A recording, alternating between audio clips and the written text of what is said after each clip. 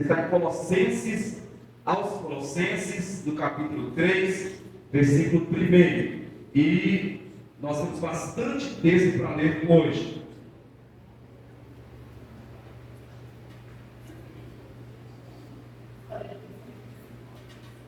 Glória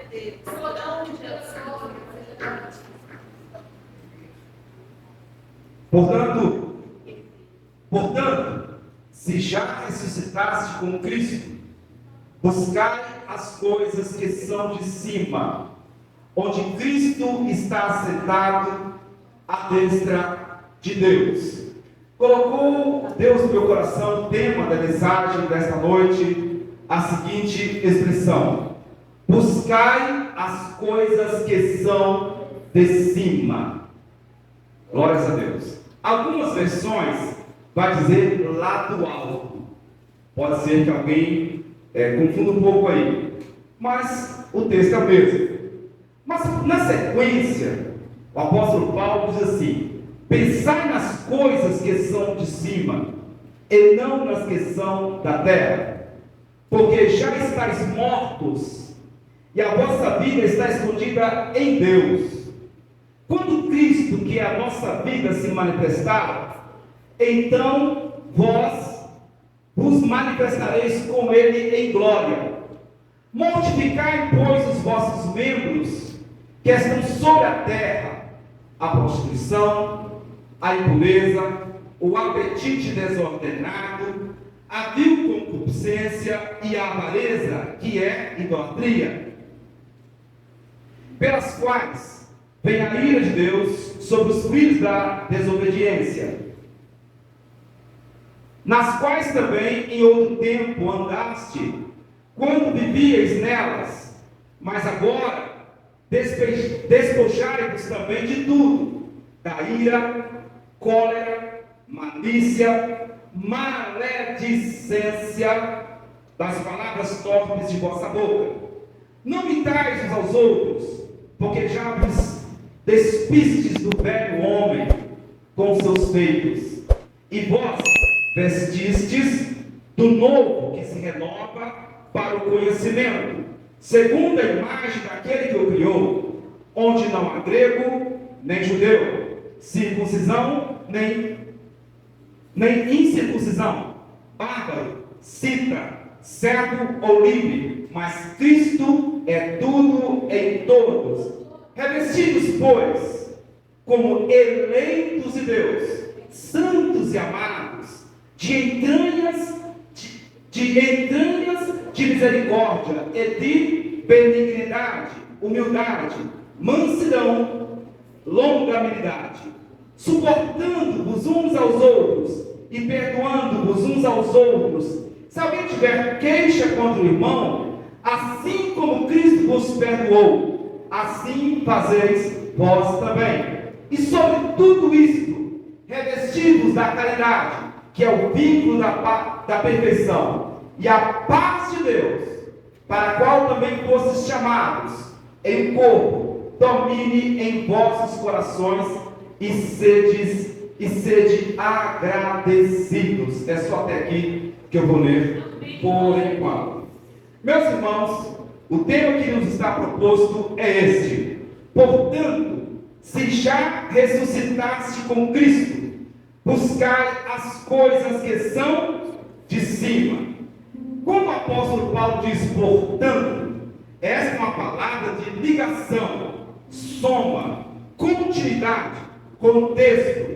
Ele está dizendo para a igreja aquilo que anteriormente ele já ensinou. Ele baseou e deu uma continuidade. E quando ele diz assim: portanto, se já ressuscitaste com Cristo, eu pergunto: quem é que ressuscita? Quem está? É meio óbvio. Somente ressuscita quem está morto. E diz a palavra de Deus em Gálatas, no capítulo 2, que fui crucificado com Cristo, e não mais vivo eu, mas Cristo é quem vive em mim. Em Efésios, no capítulo 2, e vos vivificou, estando vós mortos ainda em ofensas e pecados. Efésios capítulo 2, versículo 6, assim: nos ressuscitou juntamente com Ele. Irmãos, quem é morto não louva. Os mortos não te louvam.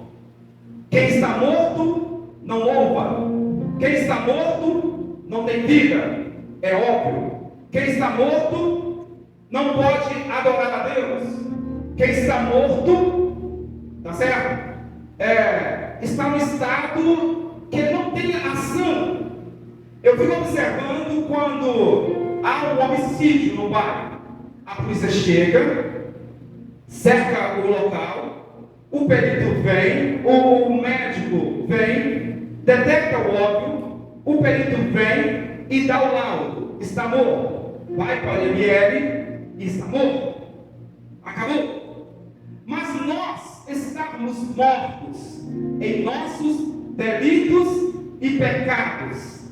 Mas como Cristo, que é a primícia dos que dormem, ressuscitou primeiro, Ele também chegou até nós, que estávamos mortos, caídos no mundo, na lama, no pecado, ignorantes, inertes a tudo que é de Deus, insensíveis, intocáveis. Nós estávamos em estado de miséria. Os mortos não glorificam. A pessoa que está morta está lá insensível. Deus está falando com ele, não ouve. Morto não ouve. Morto não fala. Morto não age. Morto não respira. Morto não come. Morto não bebe. Morto não tem ação alguma. Mas quando nós estávamos lá, mortos, caídos na lama, no pecado, eu não sei onde é que você estava. Alguns estavam na bebida, outros estavam na prostituição, outros eram escravos do pecado, outros estavam nas drogas. Mas um dia a luz raiou e Jesus soprou nas suas narinas um fogo de vida espiritual, e você ressuscitou para a glória de Deus Pai, para a glória de Deus Filho e para a glória do Espírito Santo de Deus. Bendito é o seu nome. Ressuscitou com Cristo. Buscar as coisas que são natural. Disse eu agora há pouco: quem é morto não fala, mas quem está vivo pode fazer tudo o contrário. Está vivo, glorifica o nome do Senhor. Está vivo, cante louvores ao Senhor. Está vivo, trabalha para Deus enquanto é dia, porque a noite chega e ninguém pode trabalhar. Está vivo, sinta a presença de Deus na sua vida. Quem está vivo consegue saltar na cadeira e dar um brado de glória, porque a vida passou e a morte se foi, e Jesus reina nas nossas vidas para a glória do nome do Senhor.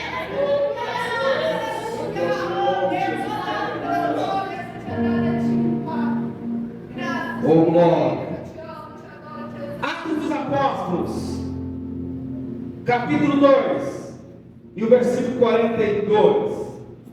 E perseveravam na doutrina dos apóstolos, na comunhão, no partir do pão, nas orações, e em toda alma havia temor. Deus está atrás de uma igreja viva.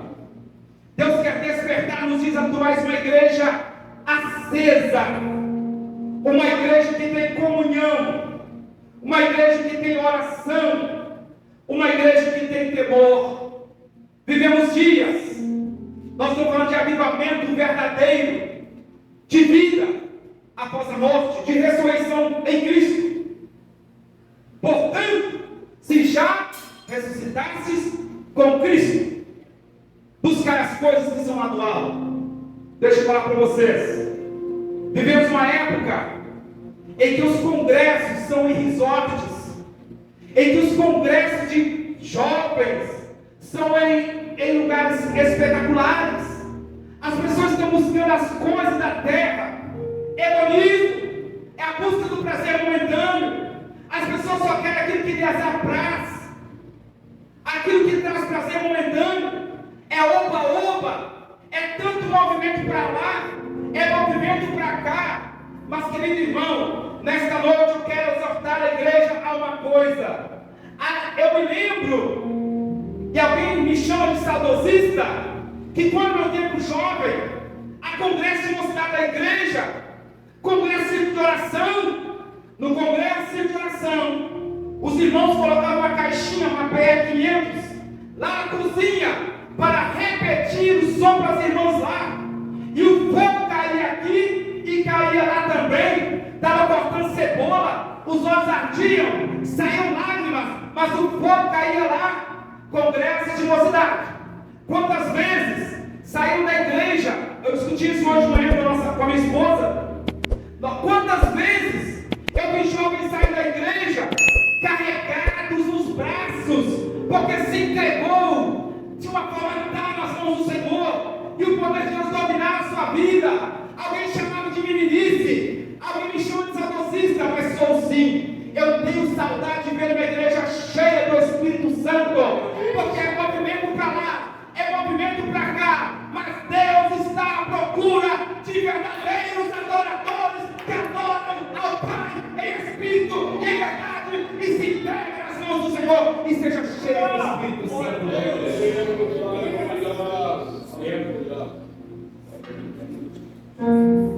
Quando a palavra do Senhor diz assim: buscai as coisas que são de cima. Me levou Deus a pensar, dentro um pouco as escrituras, eu pude observar que no tabernáculo tinha a cobertura, e Deus ordenou a Moisés que cobrisse o tabernáculo com pele de texugo. O que é o texugo? Um pequeno animal que parece aí, não comum aqui, uma capivara, todo estradinho.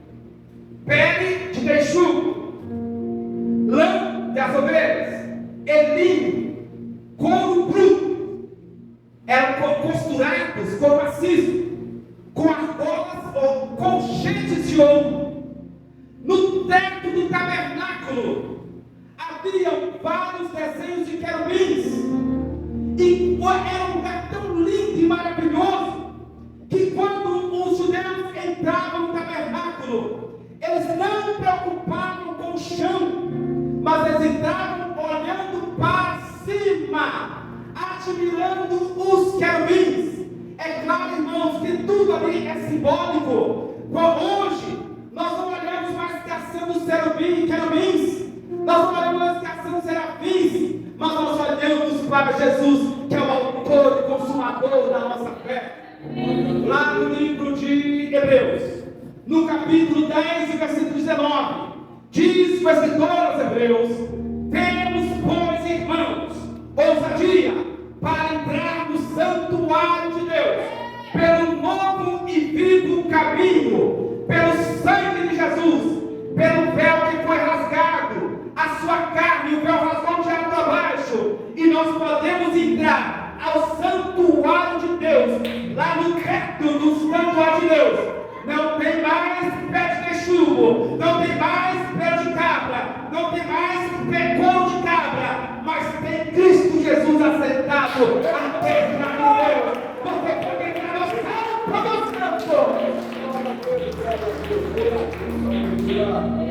Buscai as coisas que são lá de cima.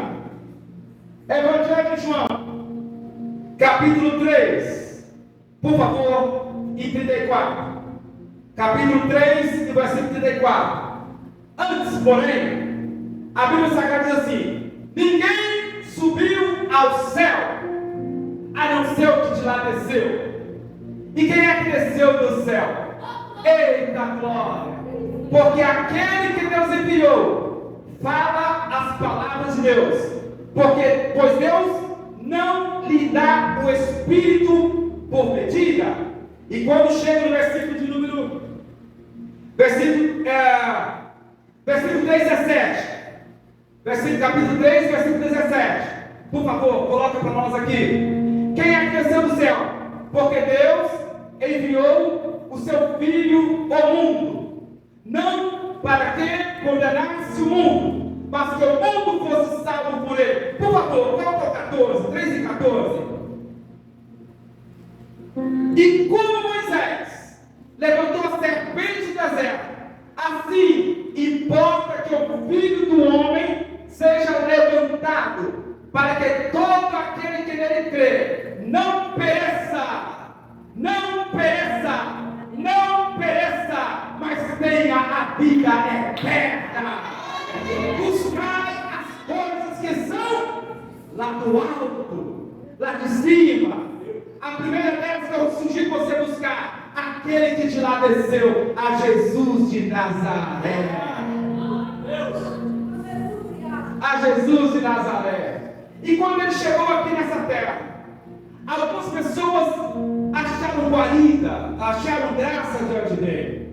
Nem, por exemplo, de um homem baixinho que desejava conhecer Jesus e ele não conseguia, ele estava com vergonha. Mas esse homem se chamava Zaqueu. Ele subiu em uma árvore porque ele queria ver a Jesus. Ele buscava Jesus, mas era covarde. Ele buscava Jesus, mas queria esconder-se. Ele buscava Jesus, mas ele era tímido. Ele buscava Jesus, mas ele queria dar o braço a torcer. Ele tinha curiosidade para saber quem é Jesus. Mas quando Jesus passou perto dele, Jesus debaixo daquela árvore, Jesus olhou para cima, viu Zaqueu escondido naquela árvore e disse para ele: desce depressa daí, Zaqueu, porque hoje convém pousar na sua casa. Olhou Jesus para Zaqueu e o recebeu. E Zaqueu foi na sua. Jesus foi à casa de Zaqueu e pousou com ele aquele dia. Ele recebeu a Jesus. Meus queridos irmãos, Jesus veio. A Bíblia diz no Evangelho de João que ele veio para os seus, mas os seus não o receberam. Mas todos quanto o receberam, deu-lhes o poder de serem feitos filhos de Deus. Aleluia! Diz a palavra do Senhor. Mais um pouco. Aleluia! Eu fico observando alguma coisa. Quem você deve buscar lá de cima? Busca Jesus. Evangelho de São Mateus, capítulo 7, e o versículo 7. Assim está escrito: pedi, pedi e dá-se-vos-á. 7 e 7. Isso. Buscai e encontrareis. Batei e abrir-se-vos-á. Continua. Porque todo aquele que pede, e todo que busca, e o que bate, Jesus achou morada no seu coração, meu querido. Jesus achou guarida no seu coração, irmão. Você buscou a Jesus. Eu lembro em José de Paulo. E eu achei Cristo, e Ele me achou. E bem mais que isto, Ele me amou. Pertenço a Ele, sou todo teu. Jesus é meu tesouro, Ele é meu. Achou Jesus, irmão? Já encontrou Jesus, irmão? Já buscou Jesus, irmão? A todo que busca, acha. Achei a Jesus e mudou a minha vida. O que Jesus fez na sua vida? O que Ele fez na sua casa? O que Ele fez na sua família? Onde Jesus mora não há tristeza. Onde Jesus abriga não há luta. Ou melhor, a luta, mas a vitória. Onde Jesus chega, há logo bonança. Onde Jesus chega, a cura divina. Onde Jesus chega, a mudança de vida. Onde Jesus chega, a harmonia. Onde Jesus chega, a fartura. Porque Ele é o provedor de todas as coisas, para sempre ser glorificado o nome de Jesus. Aleluia. Glórias ao nome do Senhor. Evangelho de São Lucas, capítulo 24 e o versículo 49. Buscai as coisas que são de cima. Busca Jesus. Ficai, pois, em Jerusalém, até que do alto sejais revestidos de poder. De onde é que vem o poder? De onde vem o poder? De onde vem o poder? O poder A Bíblia diz, no livro de Atos dos Apóstolos, capítulo 2 e o versículo 4: e cumprindo-se o dia de Pentecostes, estavam todos reunidos no mesmo lugar, e todos foram cheios do Espírito Santo e começaram a falar em outras línguas, conforme o Espírito Santo lhe concedia que falassem. Ficai, pois, em Jerusalém, até que do alto, é o poder do alto, é o poder do alto.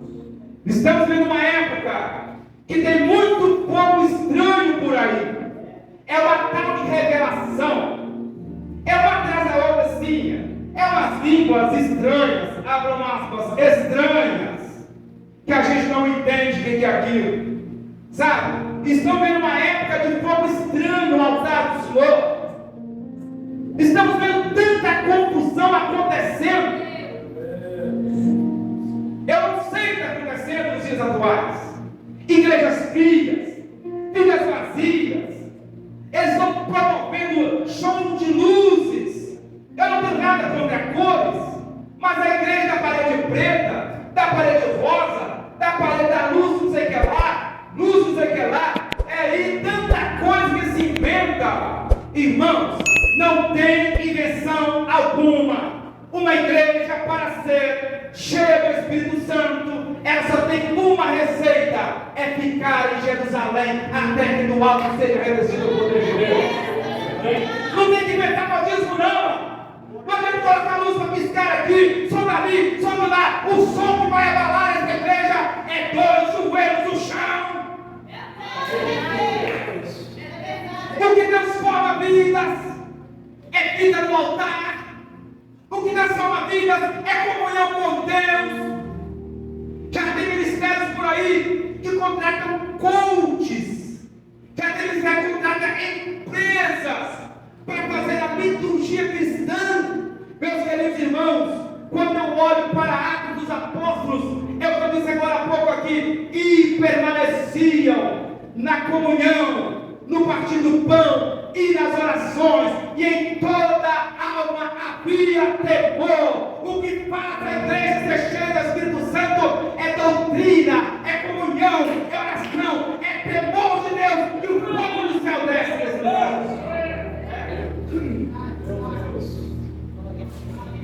Buscai as coisas que estão lá do alto. Buscai as coisas que são lá do alto. A Bíblia diz a respeito de Estevão. A Bíblia diz que Estevão era um homem cheio do Espírito Santo e que ele pregou muitos milagres. Deus operou através da vida do irmão diácono Estevão. Ouçam bem, para Deus operar na sua vida, você não precisa ter uma credencial de presbítero, de evangelista, de apóstolo. Se acontecer, glória ao nome do Senhor. De pastor, não. Os dois diáconos que notáveis no Atos dos Apóstolos eram Estevão e Filipe. Dois notáveis diáconos, é isso mesmo? Ágabo também, era um homem cheio do Espírito Santo. Estevão, sendo apedrejado, ele sucumbiu, porque pregou a Jesus de Nazaré. E quando na praça atiraram pedras sobre a vida de Estevão, ele olhou cheio do Espírito Santo para cima, buscar as coisas que são de cima. Ele olhou para cima e ele viu os céus abertos. E o Filho do Homem estava de pé ao lado do trono de Deus. Meu irmão, naquela hora Estevão diz assim: Pai, perdoa, porque eles não sabem o que estão fazendo. Não importa o que passa na sua vida, Jesus está vendo. Jesus está de pé para te receber, para te ajudar, para te acolher. Igreja inclusiva é a nossa. Faz tanta inclusão hoje, nos dias atuais. Mas muito tempo isso acontecia? Jesus incluiu no seu ministério. Olha quem os homens que acompanhavam Jesus: Levi, Pedro, as mulheres, pecadores, pessoas comuns. É inclusão. A Bíblia diz, no nosso texto nós estamos lendo: pensai nas coisas que são de cima, e não nas que são da terra. A Bíblia diz que nós temos a mente de Cristo. E como é a mente de Cristo? A mente de Cristo é uma mente proativa. A mente de Cristo é objeto de estudo pelos mais renomados cientistas. Nós precisamos imitar a Cristo. O apóstolo Paulo que diz: sede meus imitadores, como eu sou de Cristo. Fala-se tanta inclusão, mas vamos lá. 3 circunstâncias que abordaram a Cristo, tentando colocá-lo em uma saia justa. Primeiramente, trouxeram até a Cristo uma mulher que estava em ato de adultério. Lá no Evangelho de João, capítulo 8. Quando trouxeram aquela mulher, os fariseus e escribas disseram: Senhor, mestre, essa mulher tem que morrer. Na lei de Moisés está escrito que quem adultera, a mulher que adulterasse teria que morrer apedrejada. E tu, mestre, que dizes? Jesus, olhando para aquela mulher, fitou os olhos, começou a escrever com o dedo na areia. A primeira resposta de Jesus foi um silêncio. Um silêncio pode dizer muita coisa. Naquele momento de colocar um Cristo à prova, a sua mente brilhante, nenhum ser humano tem a capacidade de responder assim. Mas você sabe por que Jesus respondeu? Porque Jesus vivia na oração. E quem vive na oração é cheio do Espírito Santo de Deus. Aquele que não tem pecado, atire a primeira pedra. Do mais velho para o mais novo, foi saindo embora, um após o outro. Vou embora. E Jesus continuou escrevendo na areia. Naquele momento, eu pergunto para vocês: o que Jesus escreveu na areia?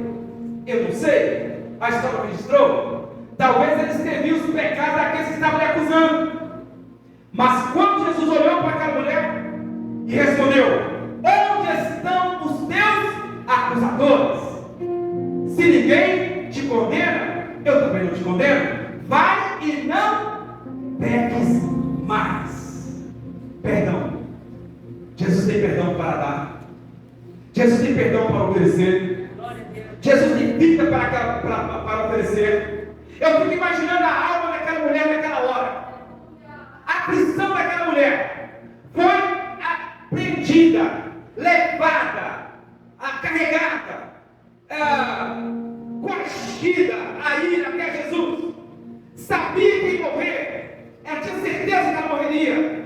Mas naquele momento, Jesus abriu a boca para liberar o perdão.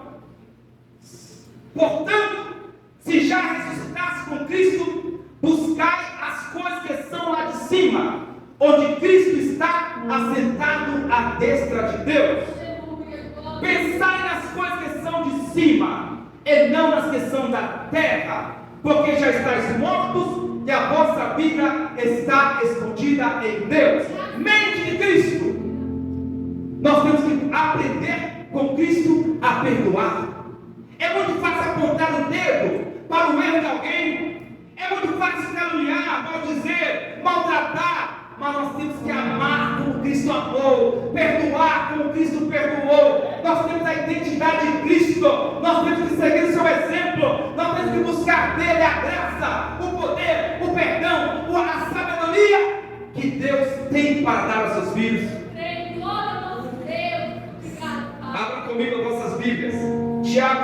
1 e o versículo 17. Por favor, para que ganhemos tempo.